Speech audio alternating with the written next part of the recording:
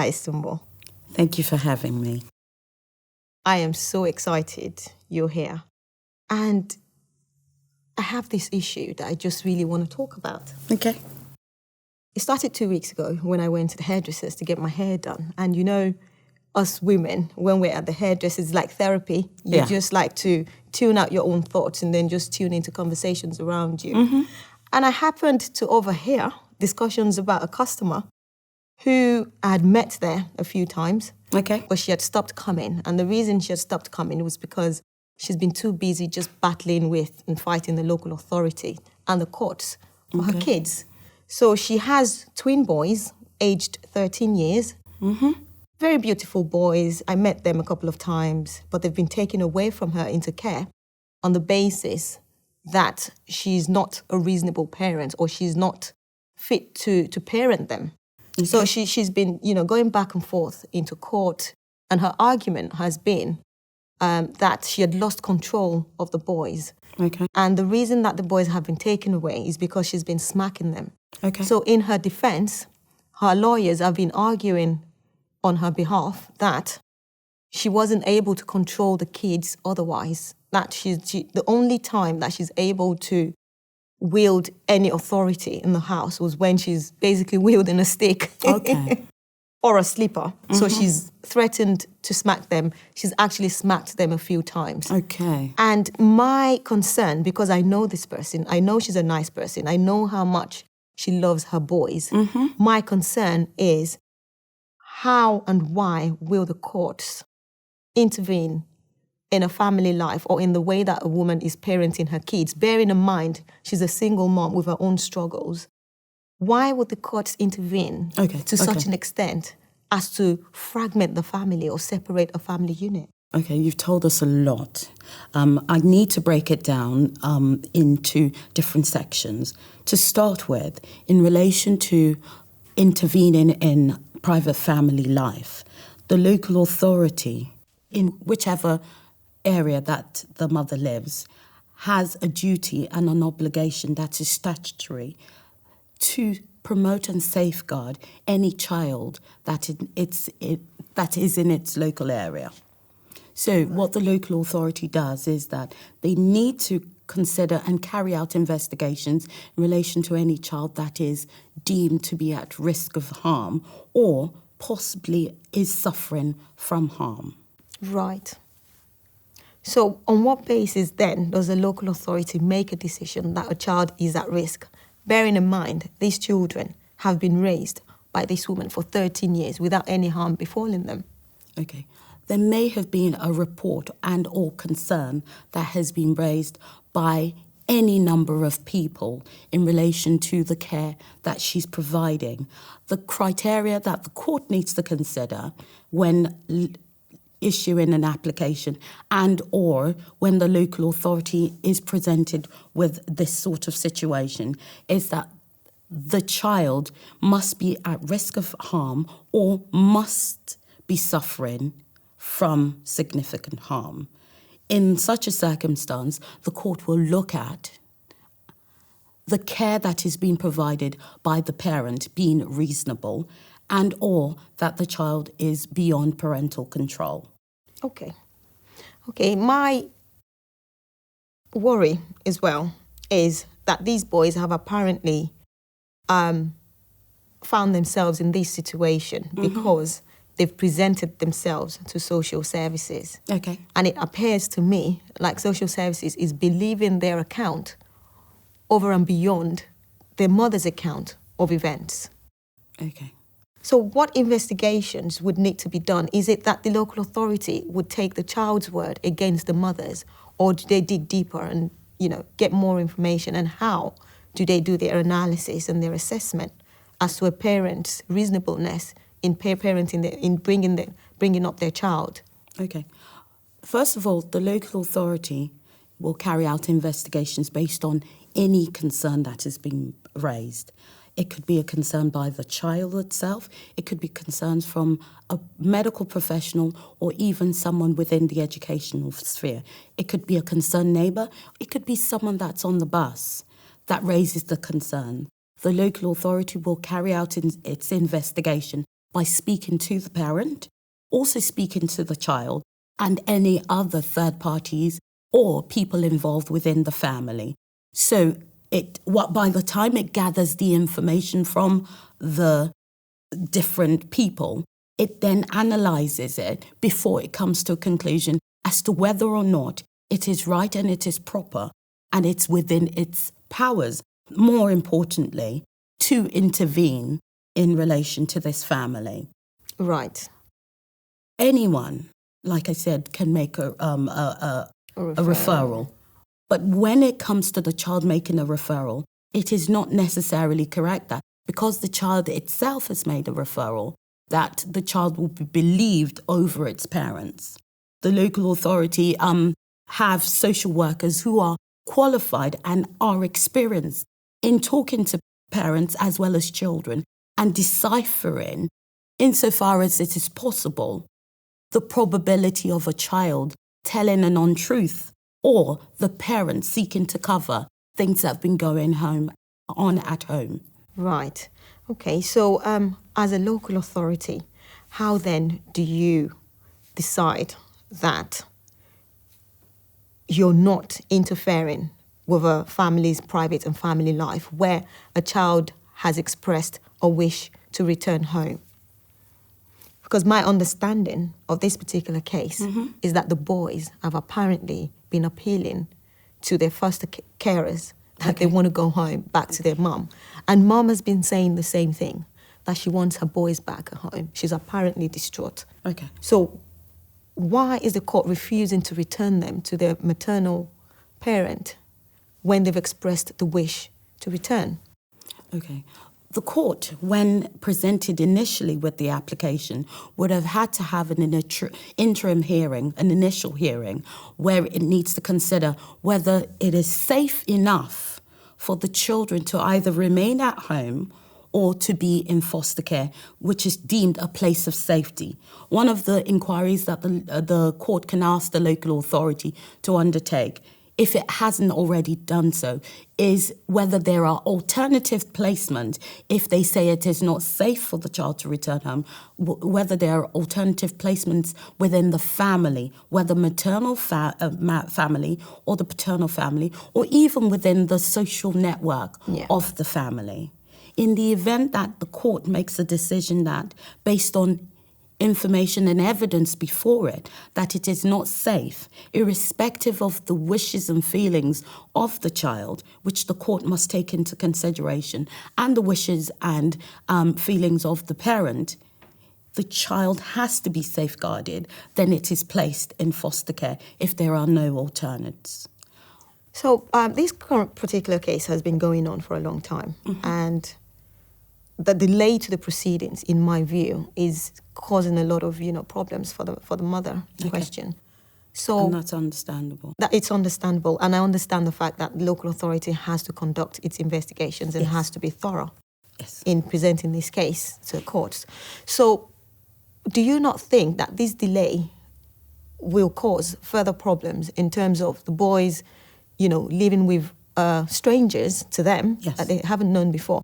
How does the local authority safeguard the children? How do they ensure that these children, the time being spent away from home, doesn't impact them adversely or doesn't affect them in the way, particularly with, their education, emotional feelings, and, the separation from their maternal parents, from their mum or from their parents? How does the local authority safeguard their interests in relation to this? Okay. One of the requirements that the court will provide is for the local authority to have regard to contact, i.e. time for the child and mother or other family members to spend together whilst it's away from home.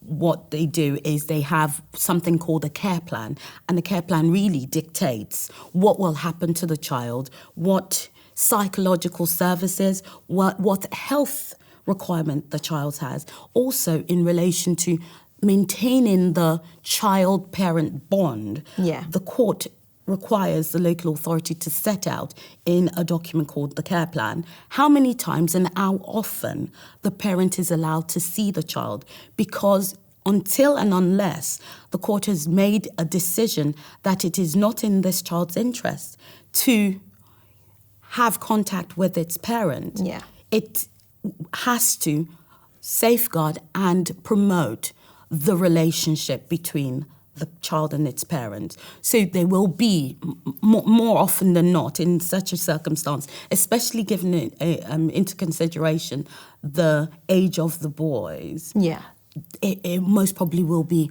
unsupervised contact. What I mean by unsupervised is where there is no third party involved, where there is a concern in relation to the mother possibly seeking to influence the child or children when they see each other. It may be a situation that the local authority will put safeguards in place, an independent third party that can intervene during that contact. Or it may be, they say, the concern primarily is about the mother hitting the children and it's a one-off, or it is as a reaction to something that they feel it is safe enough for there to be unsupervised contact. Yes. Okay.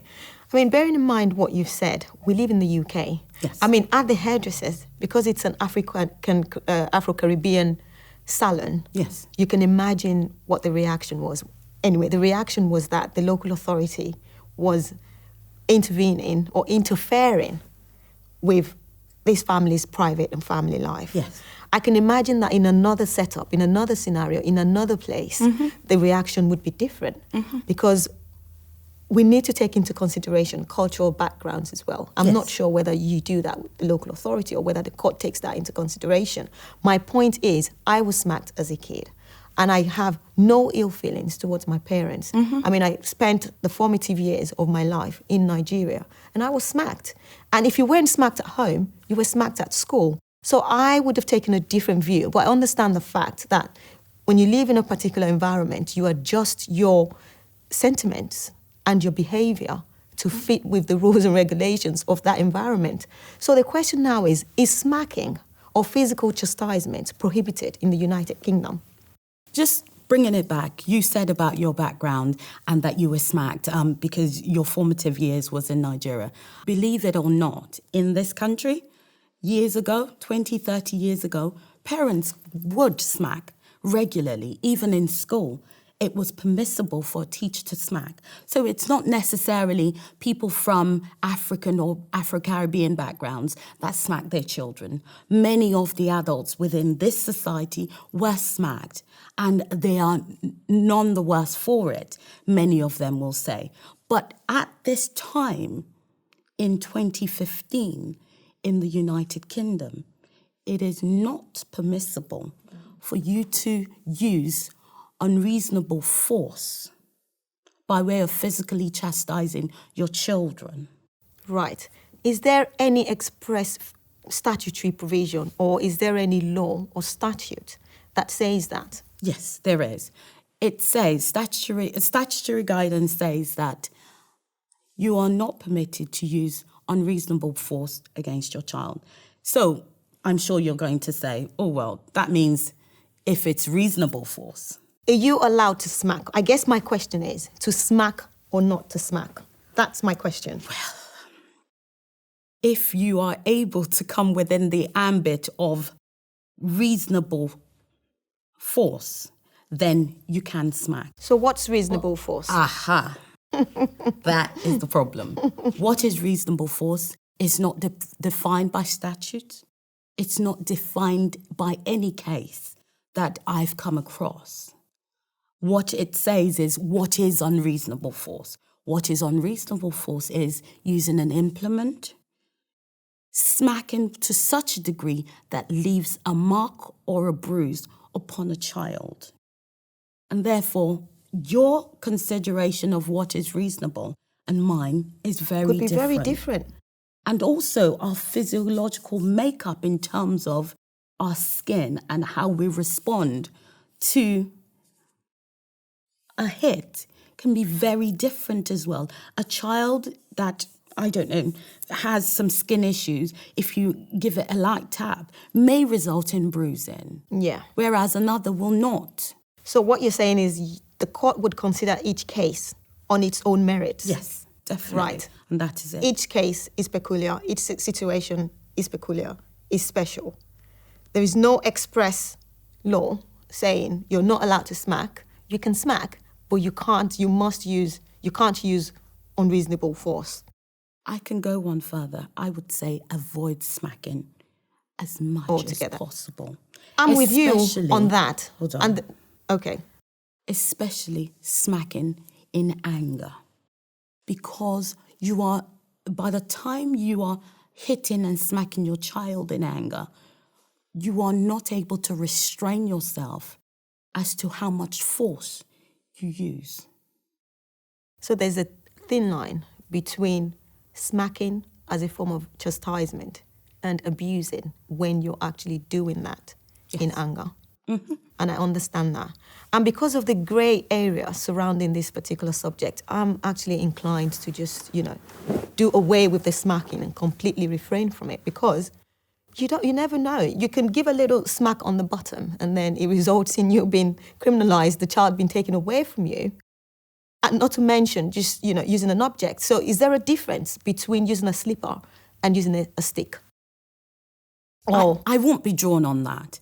The issue is refrain insofar as it's possible from smacking. What I would advise parents to do is to find different strategies to employ when it comes to trying to discipline your child and trying to set boundaries or to maintain boundaries that you've already set. What I would say to parents is, insofar as it's possible for them to educate themselves, like this lady, I would say she needs to seek outside help from resources such as Strengthening Families, the Thomas Coram Foundation, or even to attend her local children's centre where they could have or signpost her to agencies and programs that she could seek to get help and educate herself. To gain control of authority back from the boys.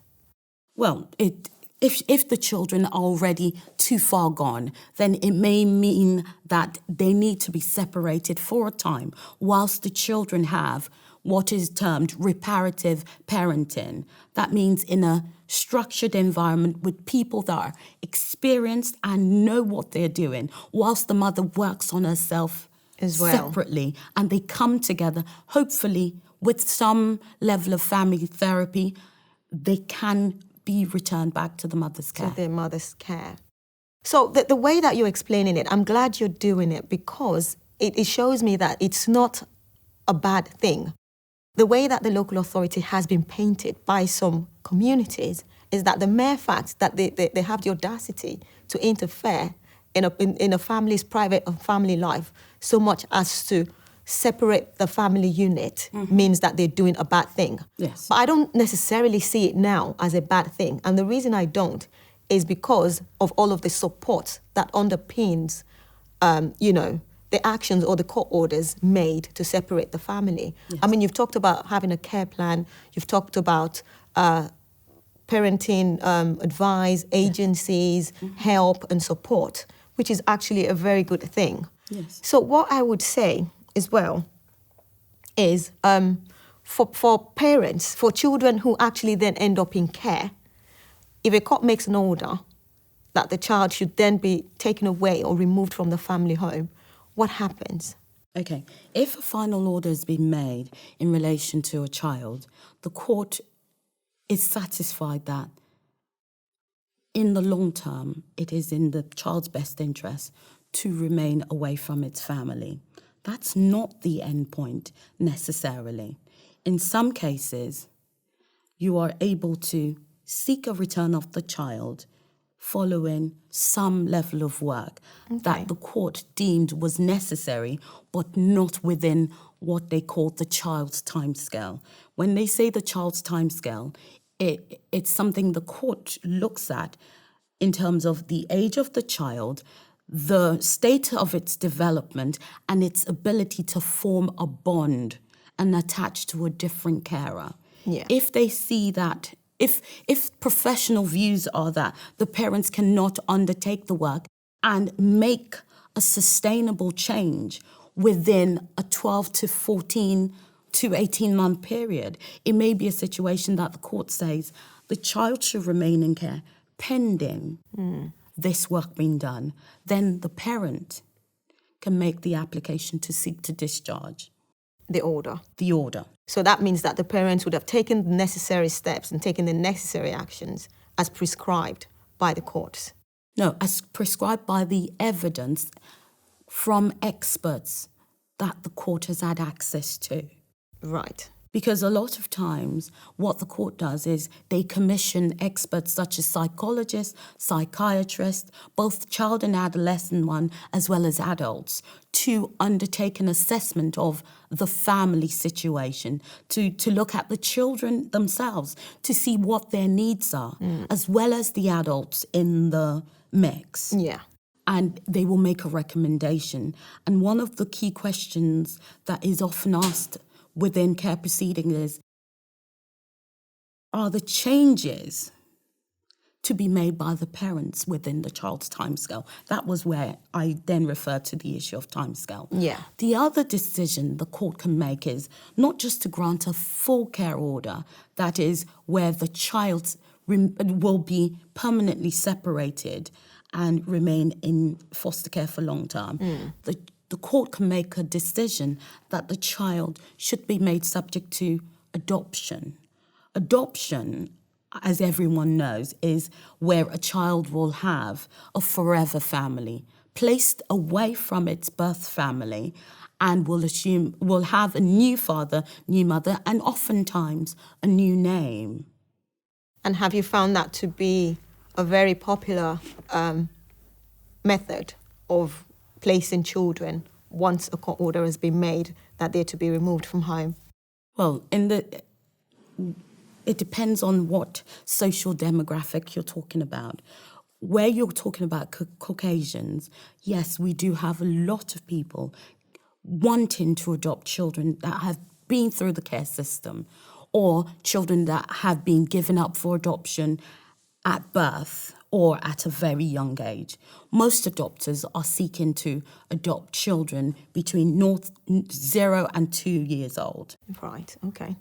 However, most of the children that are going through care proceedings are older than that. And one of the saddest things that I've come across during my 14 years in practice is that the children that have the least percentage of them being adopted are children from the Black and ethnic minorities, and in particular Black boys. Why are Black boys not being adopted It's by just families? what statistics tells us, really.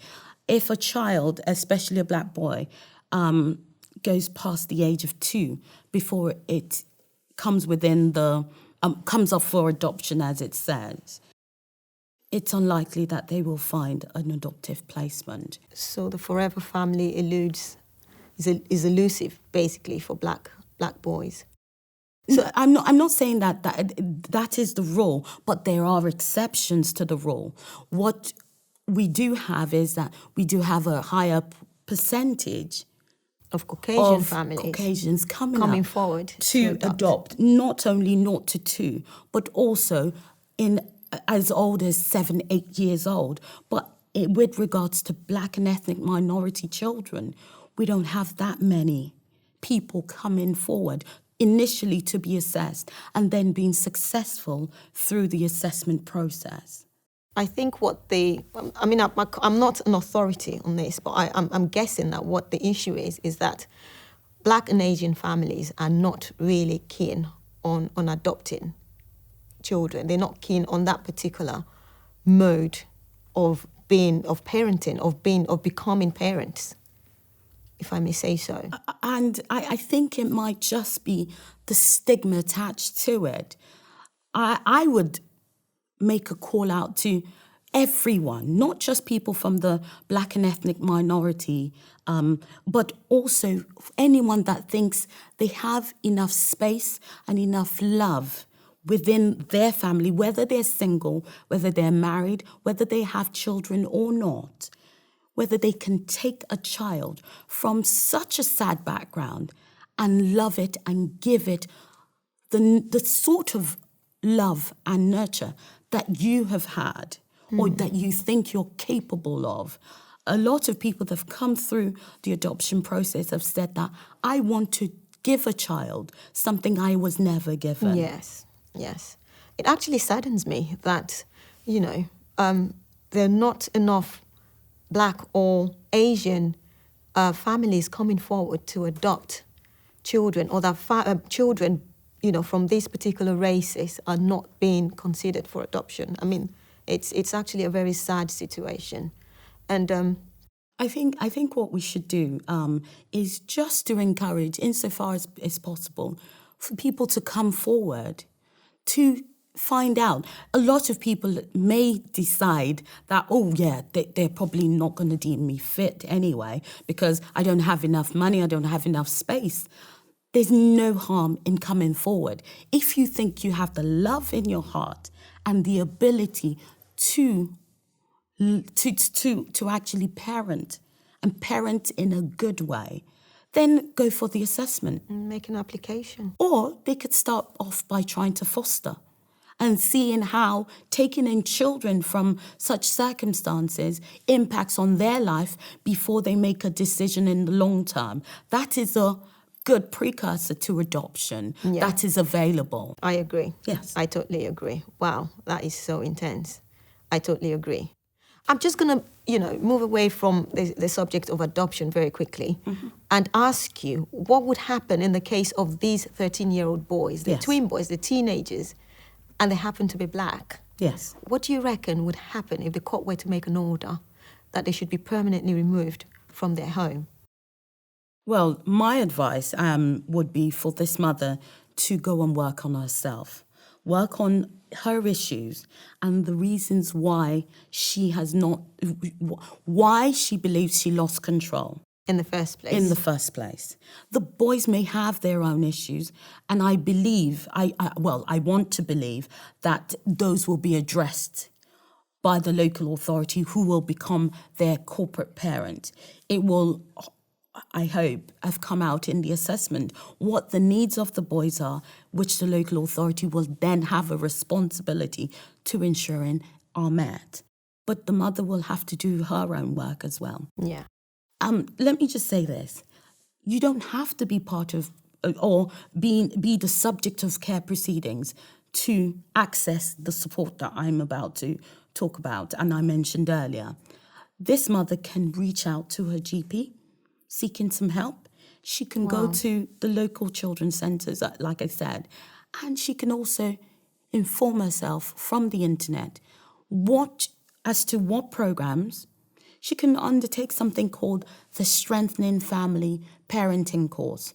I know a lot of us believe, once I have children, they don't come with a manual, and so I'll just have to make the best of it. Yeah. It need not be like that. Not everyone is a natural parent, and they just need the help and support.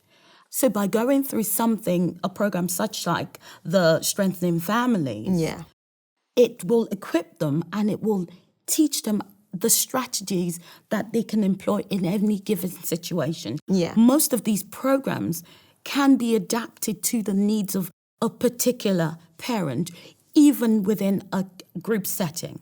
Yeah. So what this mother can do is to access that support. I'll be very surprised if the local authority hasn't already offered such a support, because part of the care plan will be a referral for the parent to access this, because they will have to show to the court that the parent doesn't have the ability within the child's timescale to do that. Right. Yeah. Okay. Thank you very much, Suma. So we've spoken a lot about care proceedings and how children end up in care and the local authorities' duties and what happens when an order has been made by the courts that, children should be removed from their parents and their home. So you've raised now suggestions about parents getting help, educating themselves, and about different strategies, Yes. that they can use, or methods they can use to discipline and to retain control in the home. So interestingly, I've been reading up on just different parenting styles and, different ways of raising kids, because I tend to want to educate myself in any event. Yes. So I came across this book given to me by a very good friend. It's by Danny Johnson. Okay. So there's a pearl personality, and what that means is that the pearl is subservient almost, very quiet, very introverted, likes to please, likes to serve. Like you. Very quiet. You can't say that because you don't know that. And the extreme, the opposite, the extreme, the other side to that personality is the sapphire. The sapphire child is bold, boisterous, extroverted, the life of the party. They come in the house and you know they're there just by the fact that you see their things strewn across, the floor everywhere. You see their shoes, their clothes, their jacket, like you. Yes, I must admit, it sounds like me as a child. Yeah, you look like a sapphire. You've got all the red and the bling going on. So yeah, you definitely look like a sapphire.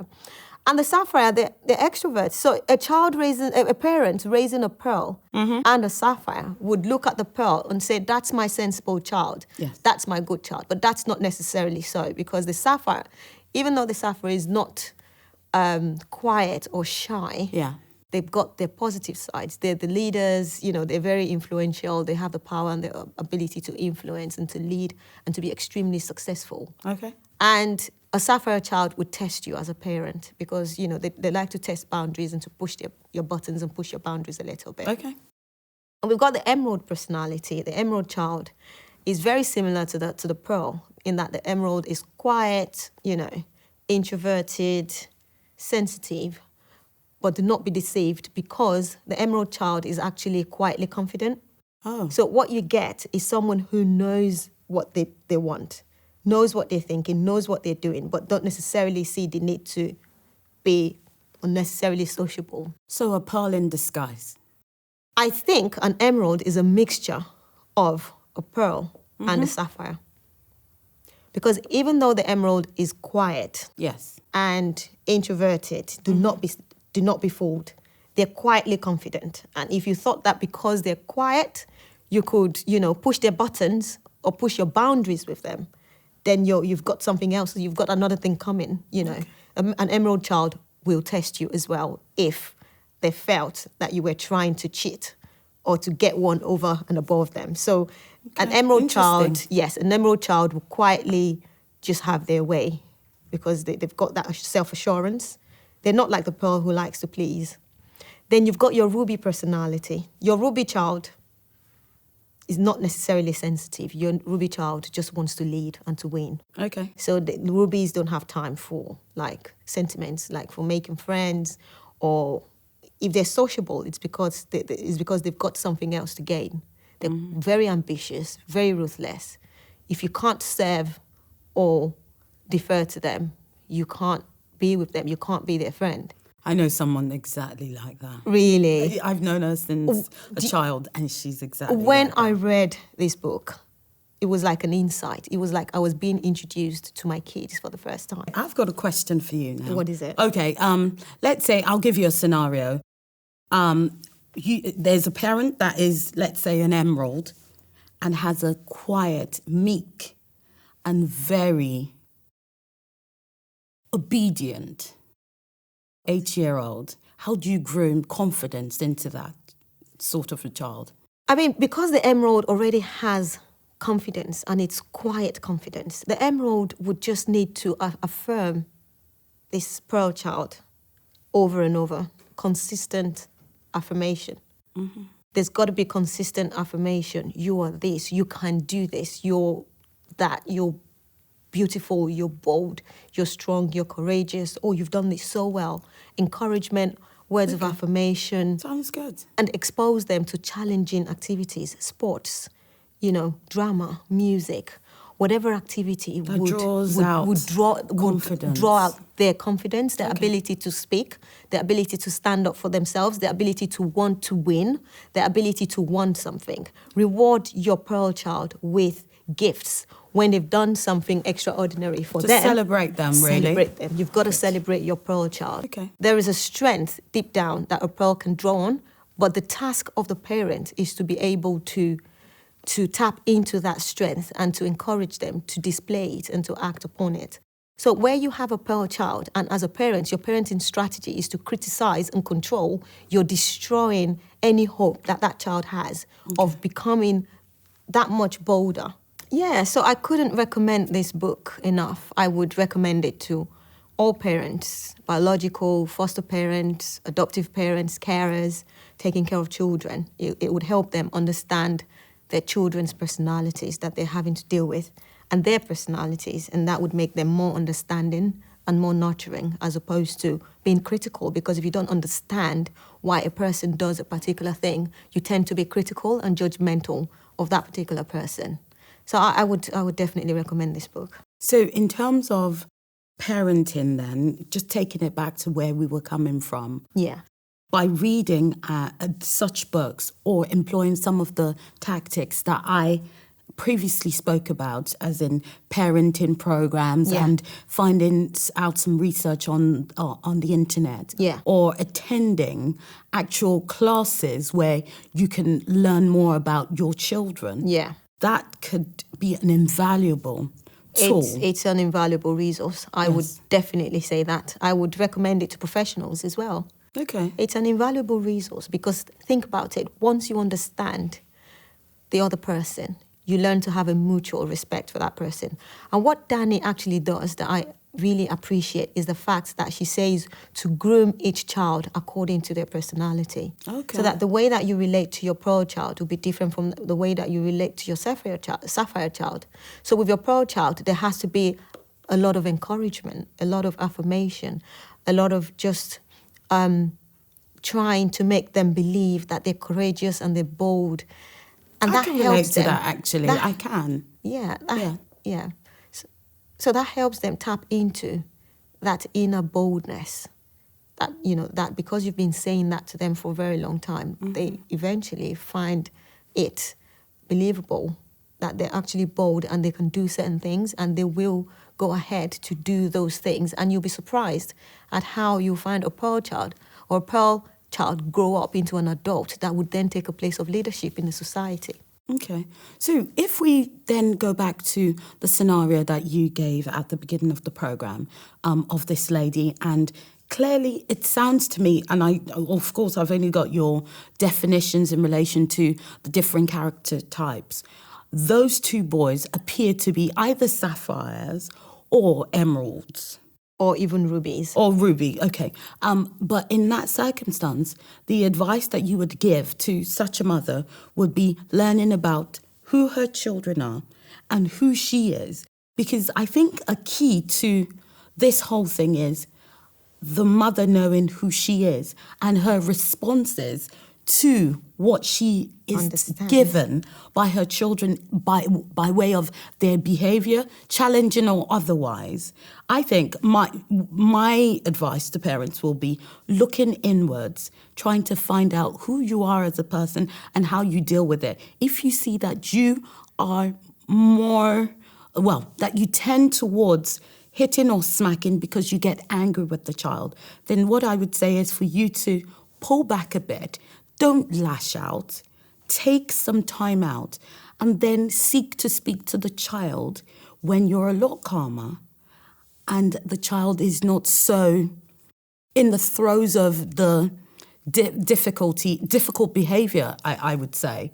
Yes, I mean, there could be, I don't know her personally enough to say that she's a pearl or that her children are sapphires or rubies. Yes. But it could very well, it may very well be the case. But what I would say is that in such a situation, if she was really a pearl and the kids are sapphires or rubies, then she may not be able to handle them for real. There are other forms of resources that she could draw on. Okay. I think that she could seek external, like you've said, seek external agencies and institutions. Definitely. I would recommend it to such a mother. Look for a father figure that the children would definitely learn to grow to respect.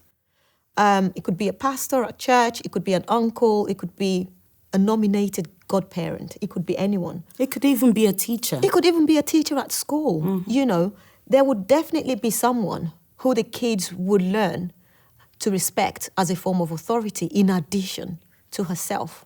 So where the kids are being unruly and defiant, if she teams up with, you know, people teachers within at her school, social network. people within her social network, godparents, people within the community, grandparents, they team up and raise the children as a community.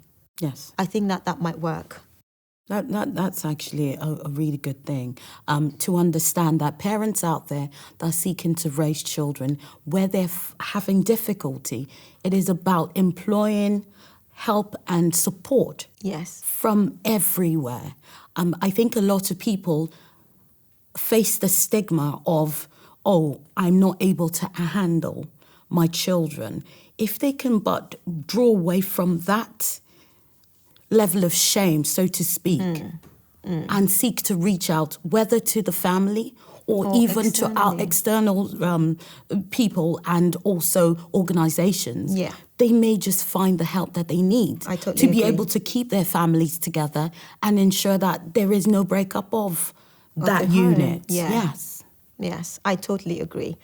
And I think that even the local authority is a resource that can be drawn upon. Yes, definitely. And they've had to step in or intervene as a result, due to quite unfortunate circumstances. It being that I think that her situation must have gone on for quite a long time. Yes. And was too late. Okay. But now she's got that support. And I just hope she's able to draw upon it and not view the local authority as a threat to her, you know, parenting, you know, as a criticism of her personally. Yeah. She shouldn't take it too personally. It's very difficult. But if, you know, she just tries to take that perspective that the local authority is there to support and not to stigmatise or put her down. Yeah, I think that would definitely help. On that point, I can give you, obviously not naming any names, an example of a mother that went through care proceedings where there were a lot of concerns in relation to physical chastisement as well as a range of other things.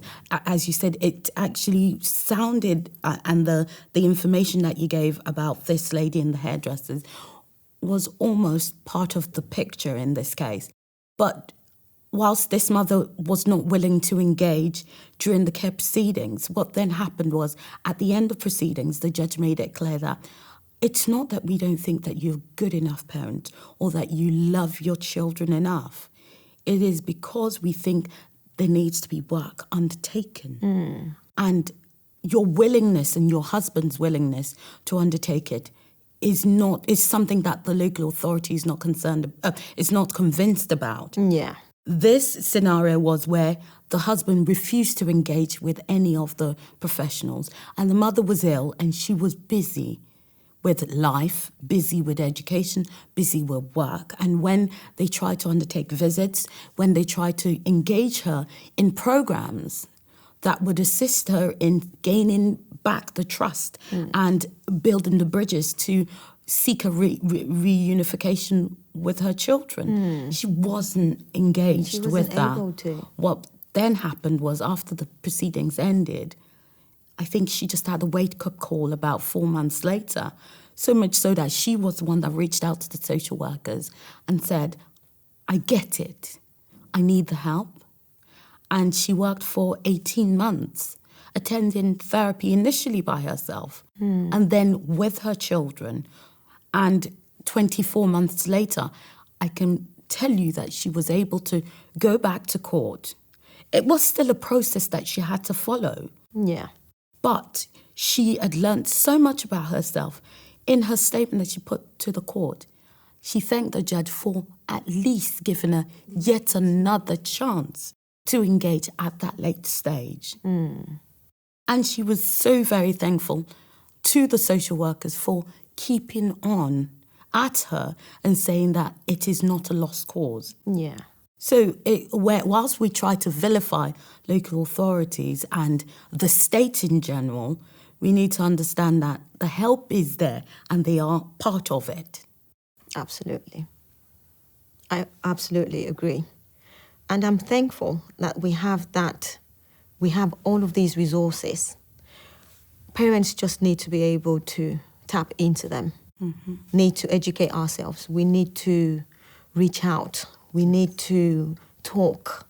We need to be less concerned about the stigma and be more concerned Very much so. about the future of these children that we're raising, because after all, it's not about us. Once we become parents, it's mainly now about acting in the best interests of these children. Yes. So I'm very happy we were able to just talk about this and for you to clarify a lot of what goes on behind the scenes. Yes. When people hear about, local authority intervening and, removing kids from their parental homes, or intervening and, putting in place orders Yes. for, a parent, like a care plan for parents Yes. to take action to address the issues that they have that's preventing them from being acting in the best interest of their kids, or being parents, good parents. Yeah.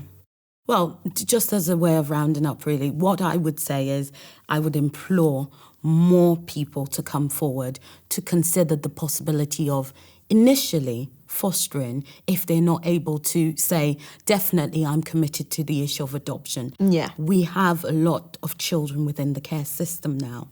There are thousands within the care system. If you have any questions, if you think you possibly could be, if you're thinking maybe there are reasons why you may be knocked out, or you may not be eligible, there are drop-in sessions that they do at adoption agencies. Local authorities run evenings and weekend courses or sessions where you can ask questions, get more information. I think anyone that thinks that they have that capacity or even that interest should go along, call your local authority, call a fostering agency, just Google it very easily, and you'll find out the information. And you never know, you may just find a child that was already appointed for you to have and to love and to be part of your family. Thank you very much, Sumo. That is so profound. Thank you.